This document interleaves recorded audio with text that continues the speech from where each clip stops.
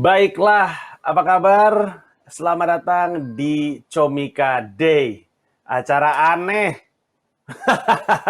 Acara aneh. Acara bisa-bisaannya kami aja. Pengen bikin acara, pengen bikin keriangan, pengen mendapatkan perhatian Anda di tengah-tengah situasi yang serba tidak jelas seperti ini.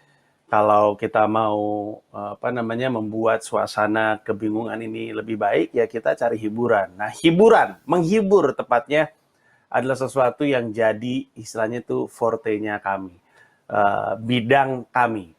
Nah, kami seluruh rangkaian pasukan yang ada di Comika mau cerita banyak di Comika Day tentang apa yang rencananya akan jadi persembahan kami di tahun 2021. Nah, pertanyaannya adalah, sekarang kan baru 27 September, 2021 kan masih berapa bulan lagi. Kenapa cerita sekarang? Nanti ketika kami presentasi, kami cerita, akan ketahuan sendiri kenapa sekarang. Salah satunya adalah karena 2021 itu ada beberapa persembahan yang sudah dimulai di awal tahun, itu rencananya. Dan berarti kalau misalkan kita ngerjainnya Desember, terlalu mepet.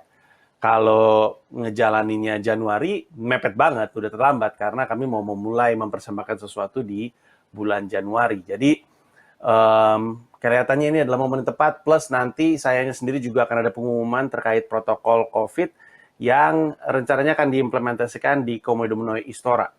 Itu tanggal 20 Desember, yang berarti sekarang harusnya momen yang tepat juga untuk cerita soal itu, karena 20 Oktobernya kan udah masuk ke periode harga normal, dan sekarang pun tiket udah bisa dibeli di loket.com, atau bisa masuk ke tersinggungolepanji.com, pesan tiket Jakarta, terus bisa juga di situ ya. Nah, mungkin sebelum kami cerita soal mau ngapain di 2021, perkenankan saya cerita dulu sebenarnya Comika itu apa dan kenapa kami berdiri. Ada sesuatu yang ingin saya presentasikan. Tentu Comika nggak sendirian, ada beberapa unit lain. Ada Comika Management, ada Comika ID, ada Comika Comedy Club, ada Comika Clothing, ada Pecahkan. Nah, ini orang pada bertanya, ini semua tuh apa? Kok banyak banget tuh, mirip-mirip, sama atau beda. Nah, untuk bisa bercerita soal ini, saya mau ngajak Anda untuk masuk ke sebuah momen dalam hidup saya. Momen ini terjadi bulan April 2015. Ini foto ini terjadi di Los Angeles. Saya lagi baru mau mulai Masake Bangsaku World Tour di kota LA. Terus seperti biasa, sebelum saya stand up, biasanya saya ngebadanin. Ngebadanin itu kalau ditinju itu shadow practice. Intinya mencoba untuk membawakan materi-materi yang akan saya bawakan di atas panggung, tapi ya setengah energi, setengah suaranya, tapi gerakan itu sama, ngelatih lah intinya. Kayak kalau penari kan biasanya di balik panggung kan mereka latihan dulu, nah ini sama kurang lebihnya. Nah, karena gedung pertunjukannya itu ruang tunggunya tuh nggak gitu luas, terus saya memutuskan untuk keluar gedung. Pas keluar, saya ngeliat ini. Saya ngeliat ada tulisan Hollywood di seberang mata saya, di seberang tempat saya mau bikin pertunjukan lawak. Dan pada momen itu saya mikir, kok bisa ya? Gua ada di LA untuk ngelawak. Itu bener-bener nggak kebayang, nggak pernah terpikirkan, nggak pernah terhayalkan ke luar negeri, apalagi Los Angeles, untuk ngelawak. Tapi saat itu April 2015 saya berdiri ngelihat ke arah situ, dan saya ingat sekali merasakan kebahagiaan yang luar biasa. Dan kebahagiaan itu sebenarnya akumulasi. Karena awal tahun, Januari 2015, saya ngerilis digital download-nya Masake Bangsaku. Ya, itu di saat itu masih wsydnshop.com, sebuah platform yang rencananya mau jadi kayak, apa istilahnya, kayak sebuah website tempat saya bisa jualan karya. Salah satu fitur karyanya adalah karya digital. di mana orang bisa beli digital download pertunjukan saya yang udah lewat. Siapa tahu mereka nggak nonton atau ingin menghidupi kembali momennya, terus mereka bisa beli. Dan waktu itu banyak keraguan akan format ini. Bisnis model ini diragukan karena banyak yang pikir siapa yang mau beli produk kayak gitu. Orang bisa aja nungguin bajakannya nongol di website sharing, terus mereka download dari situ tanpa harus ngebeli. Tapi kenyataannya sebaliknya. Ternyata orang mau menghargai karya gitu. Terutama ketika seorang komika dan pencinta stand up-nya itu hubungannya erat gitu. Ada rasa percaya. Dan waktu saya ke LA, ini saya udah belanja pakai uang hasil digital download tersebut gitu. April pada tahun yang sama setelah Januari rilis, saya launching dengan resmi wcdenshop.com yang kelak akan jadi berubah format jadi Comikado tadi nanti saya jelaskan. Tapi pada titik itu saya merasakan kebahagiaan. Terus bahkan di foto itu kelihatan setelah saya merasa bahagia untuk diri sendiri, saya udah ngeliat ke depan dan membayangkan apa yang gue mesti lakuin kalau gue ingin kebahagiaan ini lagi. Gimana caranya gue bisa ngerasain ini terus. Lalu saya sadar bahwa perasaan bahagia itu kelihatannya akan muncul kalau saya bisa bikin komika lain ngerasain apa yang saya rasain saat itu. Jadi saya pengen banget komika-komika Indonesia bisa merasakan kebahagiaan seperti yang saya rasakan pada hari itu. Nah, makanya muncullah keinginan yang akhirnya jadi embrio kelahiran perusahaan ini. Keinginan agar komika bisa hidup dari karyanya. Sesuatu yang ingin sekali saya tunjukkan. Dan sebenarnya kan coba dipikir-pikir ya, ini kan anak tolol nih, anak yang di sekolah tolol untuk bisa sampai sini. Kalau nggak percaya saya tolol, saya mau ngasih lihat sesuatu nih. Ini adalah nilai tanah saya. Saya yakin di antara yang nonton, itu pasti banyak yang lebih baik nilainya dari saya. Coba lihat PPKN berapa tuh? 5,83. Nilai PPKN 5,83. Tapi sosokan nulis buku national.is.me. Terus apa lagi tuh? Bahasa Indonesia 6,72. Sementara sekarang stand up ngomonginnya, ini kami menggunakan bahasa Indonesia, menggunakan majas, semua ilmu bahasa Indonesia kepake, itu nilainya cuma 6,7. Bahasa Inggris 7,49 paling mending. Bukan orang Indonesia, gue rasa gue nih. Terus apalagi itu ekonomi tuh 2,46. Ya Allah. Ekonomi waktu SMA 2,46, sekarang sosokan bikin bisnis. Terus apa? Sosiologi 7. Apalagi itu, tata negara 6. Kenapa tata negara 6 ya? Gue juga nggak ngerti itu. Antropologi 6. Matematika 2,9. Sedih. Sedih sekali. Tapi ini membuktikan dua hal sebenarnya kan. Pertama bahwa nilai sekolah bukanlah vonis kehidupan. Artinya ketika kita di sekolah dipersepsikan bodoh, itu bukan berarti kita bodoh seluruh hidup kita. Itu cuma berarti pendidikan zaman itu dan mungkin zaman sekarang belum mampu menangkap apa yang jadi kebiasaan kita. Karena kalau kata Jay-Z, semua orang juga jenius, tapi kita mesti cari tahu kita tuh jenius di bidang apa. Nah, sialnya kita adalah kalau ternyata bidang di mana kita jenius ternyata nggak nyambung sama cara sekolah menilai kepintaran gitu. Tapi bayangin anak yang kayak gini terus bisa bikin pertunjukan seperti yang satu ini. Saya mau ngasih lihat sesuatu. Akhirnya Pragiwaksono World Tour selesai!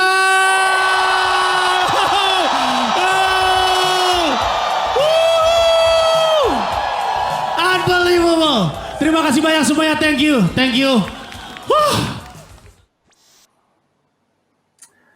Nah, kadang-kadang ya kita akan berpikir, kenapa orang kayak Panji tadi yang di sekolah tuh nilainya amburadul, kok bisa sampai tahap seperti ini, yang seperti yang Anda lihat ini adalah di JCC tahun 2019 Januari tahun lalu, di depan 5.000 orang, harga tiketnya sampai 1 juta, pertunjukannya Januari, udah habis bulan Oktober tiketnya. Nah kan untuk bisa kayak gini, ini kan sebenarnya kan pakai matematika juga, pakai ekonomi juga, ya. menggunakan bahasa Indonesia juga. Nah, kenapa? Jawabannya adalah karena anak tadi yang nilainya buruk ketika SMA bertemu dengan stand up comedy. Jawabannya adalah itu. Nah, saya percaya di Indonesia ini ada banyak sekali orang yang hidupnya berubah karena stand up comedy. Atau hidupnya bisa berubah karena stand up comedy. Dengan asumsi mereka belum ketemu dengan stand up. Belum mulai belajar stand up. Belum mulai mendisiplinkan dirinya untuk stand up. Karena kalau misalnya saya ditanya ya, syarat untuk jadi stand up comedian apa? Selain disiplin dan latihan, Mas Panji. Terus jawaban saya selalu bilang adalah hidup yang aneh. Jadi kalau ada orang hidupnya aneh, itu sebenarnya modal itu aset. Dia bisa cerita hidupnya aja, lalu lucu. Saya ingat, saya baru aja kemarin ngobrol sama Abdel. Abdel cerita, Temon itu seluruh aspek dalam hidupnya itu lucu. Seluruhnya. Tidak ada satupun aspek dalam hidup Temon yang nggak lucu. Dan di sisi lain, Richard Pryor, seorang stand up comedian yang sangat terkenal, itu tumbuh besar ya di rumah bordil. Ibunya prostitut ya, PSK gitu. Dia ditumbuh kembangkan sama prostitut lain. Jadi kalau ibunya lagi kerja dititipin kepada yang lain. Maksudnya itu sungguh, saya ngomong-ngomong sedih ya, kita sebut aja unik ya. Tapi memang ini bukti bahwa sebenarnya hidup orang tuh bisa berubah. Nah, makanya saya ingin mencoba untuk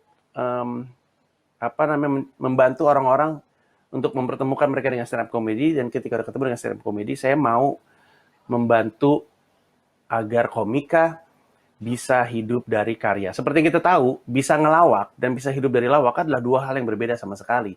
Sama seperti bisa bikin kopi enak dan bisa bikin kafe adalah hal yang berbeda sama sekali. Orang yang bisa bikin kopi enak ketika mau bikin kafe, antara dia mesti belajar semuanya, yaitu akuntansi, pembukuan, masalah perizinan, masalah arsitektural, masalah karyawan, masalah hukum. Antara dia belajar itu semua, atau dia bekerja sama dengan orang-orang yang mengerti itu untuk bekerja sama, untuk kemudian membantu dia melahirkan kafe yang dia inginkan, kedai kopi yang dia inginkan. Nah, dalam hal ini, kebahagiaan yang saya rasakan di Los Angeles itu melahirkan embrio untuk ingin mau membantu komika agar hidup dari karyanya. Dan niat itu akhirnya berkumpul dan menjadi sebuah entitas bisnis, yaitu seperti yang tadi Anda sempat lihat di slide pertama, lahirnya ada Comika, ada Comika Management, dan semua entitas lain. Biar izinkan saya untuk cerita satu persatu. Kenapa ada ini semua dan kenapa ini semua penting. Dimulai dari Comika Management.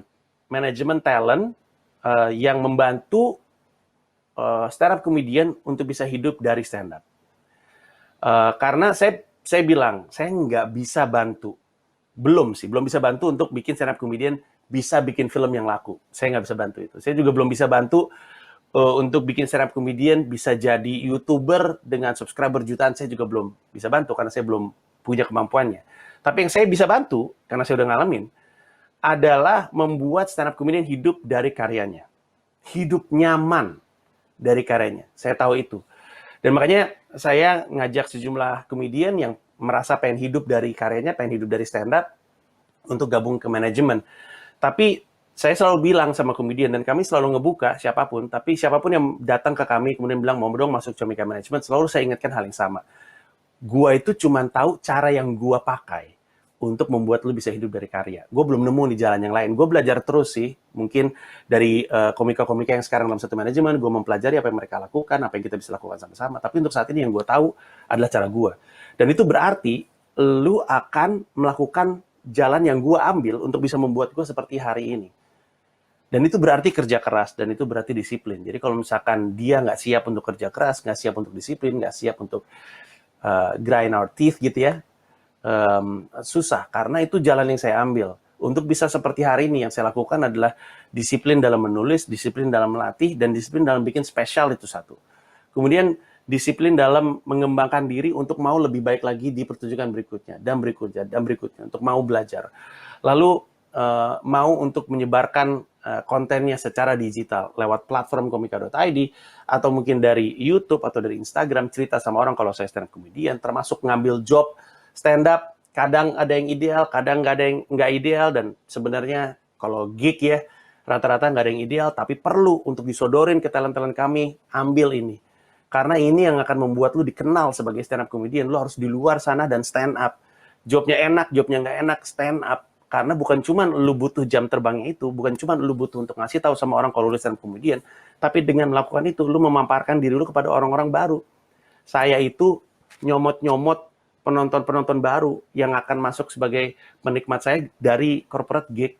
Dan tentu mungkin kita akan ngambil job film, mungkin kita akan ngambil atau ngerjain konten YouTube, tapi semuanya tujuannya adalah untuk memperluas pasar kita sebagai seorang stand up comedian.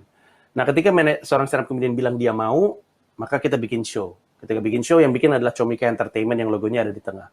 Comika Entertainment adalah promotor stand up comedy. Dan ketika kami bilang promotor, kalau kami nggak salah, kami adalah promotor stand up comedy pertama di Indonesia, promotor komedi pertama di Indonesia, di mana bisnis modelnya adalah komedian datang ke kami, bilang gue mau bikin show sama lu, saya yang tanya, kami yang tanya, lu minta dibayar berapa, lalu disebut, gue minta dibayar sekian. Kami minta izin, gue ngitung dulu ya, gue bikin penilaian, gue bikin assessment, gue ngeliat lu, ngeliat market lu, ngeliat audience lu seperti apa, lalu gue pikir-pikir kira-kira harga tiketnya berapa, bisa berapa penonton, di venue seperti apa yang cocok untuk lu. Lalu setelah dalam hitungan gue, kalau ternyata harga yang lu minta masuk, gue bilang oke, kita deal, ayo kita jalan. Dan itu berarti, berapapun penontonnya kelak, komediannya itu akan terima duit yang sama. Mau yang nonton 10 atau 1000, sama duitnya segitu. Karena itu angka yang disepakati. Tentu resiko ruginya besar di kami. Karena kami tetap harus bayarkan angka yang dia minta, walaupun mungkin acaranya nggak gitu laku. Tapi di sisi lain, rasanya fair juga, karena resiko besar di kami, kalau kami pintar ngukurnya, keuntungan juga ada di pihak kami. Makanya kami menyarankan ketika datang ke kami, pastikan harganya yang sama-sama sepakat gitu. Jangan sampai yang, wow gila untungnya gede banget ya, gue cuma minta segini gitu kan harga yang lu minta waktu itu. Makanya ini sama-sama belajar bareng-bareng. Tapi kehadiran Comika Entertainment adalah untuk memutar roda itu, untuk membantu komika nggak takut lagi bikin spesial, karena resikonya berbagi dengan kami, bahkan resikonya ada di kami. Harapannya, dengan itu banyak stand up comedian yang mau bikin show. Dan akhirnya gelembungnya, atau bukan jangan gelembung deh, dunia stand up-nya makin gede. Selesai bikin pertunjukan direkam, lalu ditayangkan di comika.id, sebuah platform digital stand up comedy yang sudah terbukti membantu banyak komika hidup dari karyanya. Nanti CEO kami dari comika.id, Lutfian, akan presentasi untuk Anda. Dia punya statistik yang mengagumkan, nanti silakan didengarkan. Lalu kami juga melahirkan rumah untuk para komedian, yaitu Comika Comedy Club. Tentu suatu hari kami mengharapkan, bercita-cita untuk punya comedy club fisik. Tapi saat ini, kami memutuskan untuk berkontribusi bikin comika.comedy.club. Sebuah layanan terintegrasi serupa comedy club tapi virtual, di mana teman-teman komika bisa kembali ngelawak, yang benar-benar nggak punya platform sosmed yang bisa menghidupi dia, nggak dapat tawaran film, cuman punya manggung, bisa manggung di sini. Dan seperti tadi juga, sifatnya promotor, bisa kerjasama, tapi banyak komedian yang sekarang kami bayar sesuai dengan harga yang mereka minta, dan tentu resikonya dari kami. Kadang kami boncos, kadang kami senang lihat hasilnya, tapi itu adalah resikonya, karena kontribusi kami, peran kami adalah supaya komika bisa hidup dari karya. Soalnya kalau dipikir-pikir ya, aneh juga ada perusahaan yang cita-citanya itu, atau fokus utama dia berdiri itu bukan pada customer-nya, tapi pada mitranya.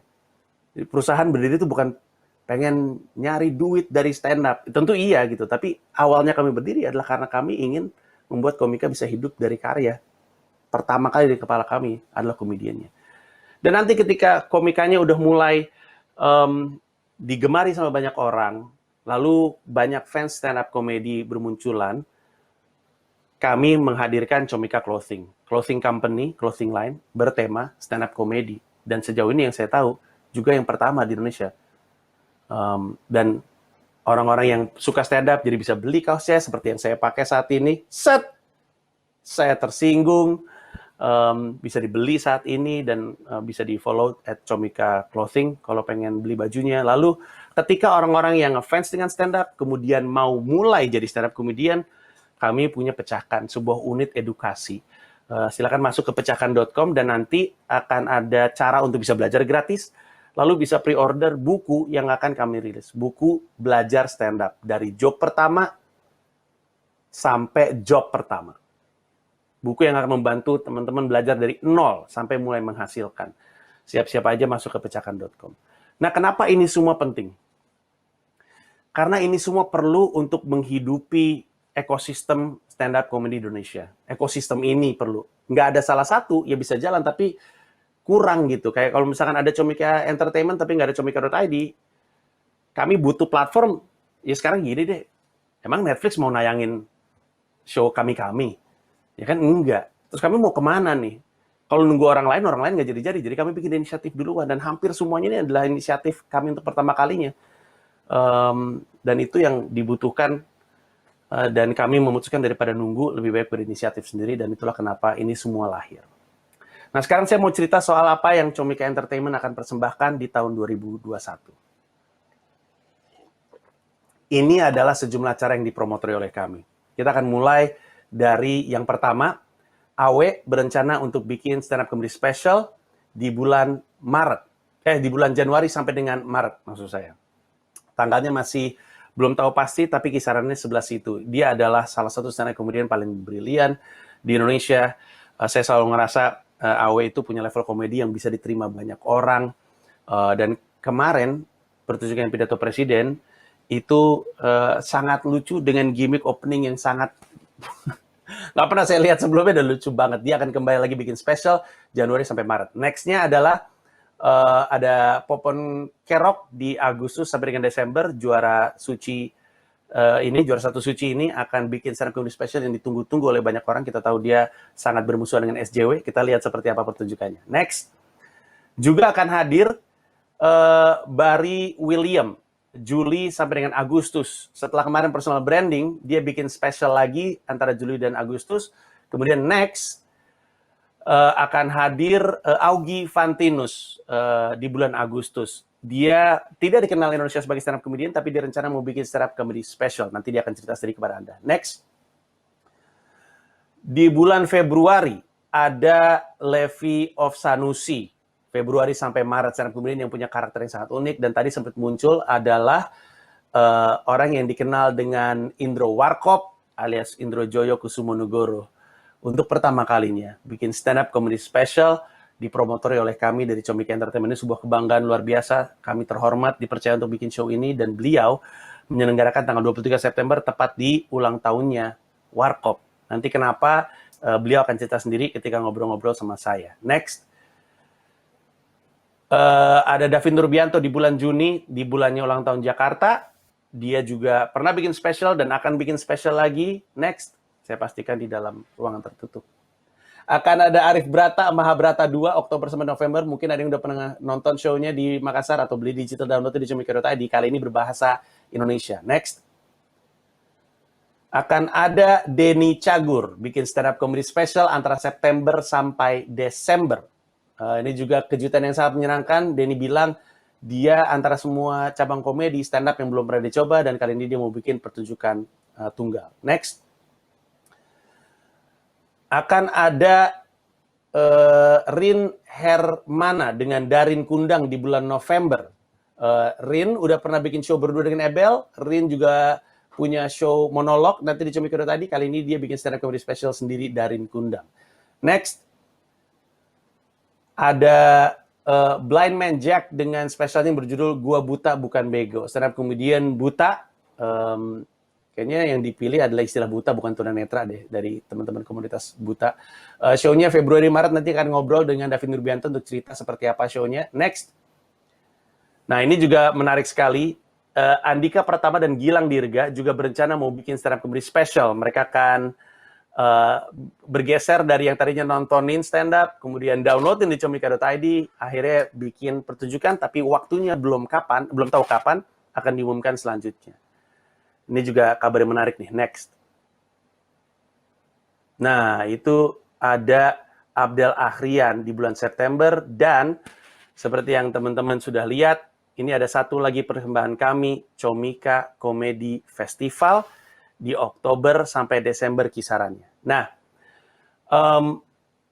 ini semua adalah acara yang akan kami promotori. Lihat jumlahnya, sementara bulan ini cuma ada 12. Ini akan jadi tahun yang seru di stand-up comedy. di Indonesia. Dan untuk mengingatkan lagi teman-teman, apapun yang teman-teman lihat sekarang, silakan ceritakan di sosmed pakai hashtag Comikade karena ada hadiah untuk 10 orang. Nanti 5 di antara orang itu akan bisa milih tiket apapun yang mereka lihat di sini. Satu ya, kalau mereka menang, mereka bisa dapat satu tiket apapun yang ada di sini nih. Mau nonton siapa? Pade Indro, mau nonton Gilang Dirga, mau nonton Arif Brata, Popon Kerok, Awe, Blind Man Jack, yang manapun. 5 orang masing-masing dapat satu. Dan nanti 5 orang lain akan dapat kupon potongan harga Rp50.000 untuk beli digital download di Comikado tadi. Jadi silakan, mau diposting di TikTok, mau diposting di IG Feed, IG Story, di Twitter, di Facebook, silakan pakai hashtag Comikade. Nanti kami akan pantau dan kami akan cek informasinya. Satu yang teman-teman mesti tahu bahwa tanggalnya belum tentu pasti, artinya misalnya ya, kayak ini yang paling pasti kan 23 September, kemungkinan bergeser tentu ada. Tapi ini kisarannya. Dan teman-teman juga ada bayangan kira-kira mesti nyiapin uangnya dari kapan untuk pertunjukan yang mana. Dan seperti yang tadi saya bilang di awal, dari Januari sampai Maret, kami berencana udah bikin pertunjukan. Januari sampai Maret aja ada Awe dan ada mana tadi? Ya ada yang lain lah. Nah, sekarang kami mau cerita soal Comika Comedy Festival yang tadi logonya sudah muncul. Apa ini sebenarnya? Sebenarnya komedi festival, tapi kami lakukan tidak seperti komedi festival pada umumnya. Umumnya berhenti di sebuah tempat, ada sebuah venue, di sini, di situ. Kami nggak pakai tempat, kami pakai jalan. Bayangin, sebuah festival yang digelar sepanjang Jalan Gunawarman. Ini sebenarnya adalah follow up dari sesuatu yang kami udah lakukan Comika Entertainment tahun lalu. Kami bikin show di Public Market, kami bikin show di What You Want, kami bikin show di Kilo Lounge, dan sekarang kami mencoba untuk melakukan pengalaman yang sama, tapi dengan lebih banyak tempat di hari yang sama. Bayangin di beberapa tempat, seperti misalnya kami udah bekerja sama, udah bermitra dengan Holy Wings di Gunawarman, kemudian ada satu stage lagi yaitu di What You Want di Gunawarman, kemudian ada satu stage lagi yang kami taruh di Kilo Lounge di Gunawarman juga, dan saat ini kami lagi mencoba untuk bekerja sama dengan Brotherhood yang juga ada di Gunawarman dan juga Duck Down. Dan kalau misalkan kami berhasil bermitra dengan 2 tempat itu, maka pada hari Comika Comedy Festival akan ada 5 stage, di mana di 5 stage itu, di 5 venue itu, semuanya isinya panggung dan jadwalnya beda-beda. Jadi orang kan ada kadang-kadang suka club hopping ya, ini comedy show hopping gitu. Jadi misalnya dia habis nonton Awe di Holy Wings, terus udah gitu dia keluar, aduh masih ada waktu nih sebelum gue nonton Panji di What You Want, gue makan dulu gitu. Dia bisa makan di tempat yang lain, kemudian ada jadwal-jadwal yang lain. Ini rasanya akan jadi sesuatu yang seru, dan kami juga ingin bermitra bukan hanya dengan venue-venue seperti tadi, tapi sama kafe, restoran yang ada di sekitarnya. Karena pada hari itu, saya bisa membayangkan kami akan mengangkat keseruan keramaian yang ada di seluruh tenan-tenan sepanjang Jalan Gunawarman tersebut. It is going to be absolutely fun. Seru sekali, bayangin sebuah komedi festival dari siang sampai malam di mana orang-orang pada tumpah ruah di jalan tersebut, bolak-balik, mondar-mandir dari satu tempat ke tempat yang lain. Kalau misalkan jadi ya 5 tempat itu ada Brotherhood sama Duck Down juga, berarti kan ada 5 stage. Ya kayak festival pada umumnya aja, ada jadwalnya masing-masing, kita bisa lihat, kita bisa geser gitu, dan semua akan menjadi pengalaman yang menyenangkan. Dan bukan cuma hanya stand up comedian, akan ada pelawak juga, dan juga akan ada band yang punya nuansa komedik mengisi semua ini. Ini akan terjadi di tahun depan. Nah pertanyaannya, kenapa kami mau bikin semua ini? Tadi semua disebut tuh, kenapa akan kami buat tahun depan? Pertanyaan yang paling sering muncul adalah, emang nggak bisa nunggu sampai COVID hilang? Pertanyaan balik saya selalu adalah, emang COVID hilangnya kapan? Karena saat ini yang diperjuangkan kan mungkin vaksin, dan vaksin itu ya nggak tahu bakal tahun berapa dan butuh distribusi dan segala macamnya. Tapi rasanya kita sih nggak bisa nunggu untuk berkegiatan sampai COVID itu benar-benar hilang, karena ada banyak yang masih ada sampai sekarang. H1N1, flu burung juga masih ada, AIDS masih ada, tapi kita belajar untuk berjuang dengan kondisi itu. Untuk gambaran saya balikin lagi aja deh, ketika JW Marriott dan Ritz-Carlton meledak tahun 2007 kalau saya nggak salah, 2008, sorry 2009 waktu itu. Lalu setelah itu, kalau teman-teman ingat, semua hotel, kantor, bar, restoran, mall itu kemudian ada Garrett-nya. Sebelum itu nggak ada Garrett-nya. Tapi setelah itu ada Garrett, ada pemeriksaan tas. Orang kan bisa nanya, kenapa sih kita nggak buka semua aktivitas ekonomi ini nunggu ketika terorisme udah nggak ada? Ya kapan terorisme nggak ada? Yang ada juga kita mencoba untuk menjalani kehidupan kita lagi, tapi dengan protokol yang lebih ketat. Dan saya rasa itu yang dibutuhkan. Itu juga tanggung jawab kami, mencoba untuk menghibur masyarakat, karena itu forte kami, itu tanggung jawab kami. Membuat Anda tertawa adalah tanggung jawab kami, tapi tanggung jawab kami juga mencoba untuk melakukan ini dengan baik, dengan benar, dengan disiplin. Dengan protokol COVID yang jelas. Karena kami percaya lawakan adalah kebutuhan primer. Kita tahunya kan sandang, pangan, papan, sandang, pangan, papan sebagai kebutuhan primer. Kami percaya lawakan juga. Ini kan kebutuhan primer kan sesuatu yang kita bisa nggak bisa hidup tanpanya. Sandang, yaitu baju, kita nggak bisa hidup tanpa baju, betul. Kita nggak bisa sehat. Pangan, kita makan butuh untuk hidup. Papan, rumah untuk melindungi kita butuh untuk hidup. Betul sekali, itu primer sekali. Tapi itu primer yang hubungannya ke fisik gitu. Kita nggak pernah ngomongin kebutuhan primer untuk mental. Kita untuk hidup kan butuh mental yang sehat gitu. Dan hiburan, dalam hal ini lawakan yang jadi peran kami rasa sebagai kebutuhan primer. Sandang, pangan, papan, lawakan. Orang butuh untuk ketawa. Dan itu terbukti. Kami rilis digital download, menghasilkan, orang mau beli, penjualan tiket berjalan dengan sangat-sangat baik, orang butuh itu untuk sehat. Ternyata, yang kita lihat di lapangan adalah bahwa bukan cuma sandang, pangan, papan, tapi lawakan juga sudah menjadi kebutuhan primer. Nah, setelah ini akan ada banyak sekali ngobrol-ngobrol dengan orang-orang yang tadi sempat kesebut namanya. Setelah ini akan ada sejumlah talk show dari sejumlah komika sebagai moderatornya dan memandu beberapa orang untuk diajak ngobrol. Jangan lupa apapun yang Anda lihat, silakan diceritakan ulang di sosmed, apapun sosmednya dengan hashtag Comika Day. 10 orang akan dapat hadiah dari kami. Kami akan kembali setelah bumper ini dengan Awe yang akan memandu talk show berikutnya. Terima kasih semuanya. Sampai ketemu nanti di akhir acara.